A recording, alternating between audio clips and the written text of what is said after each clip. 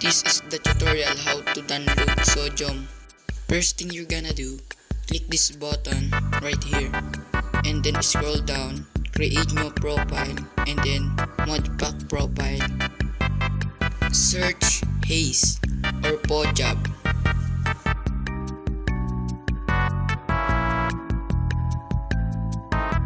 Now find Haze and click it. Select your version and I pick 1.21. It's the newest version. Install and wait.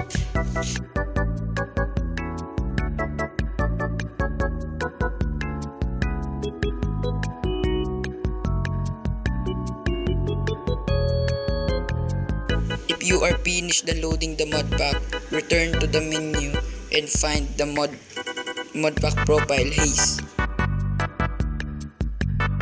Now select it and play.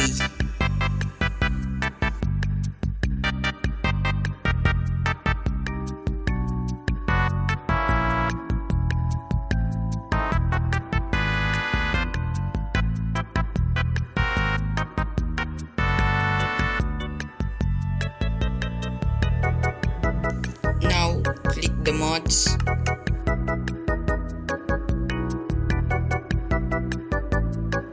Then find Sodium.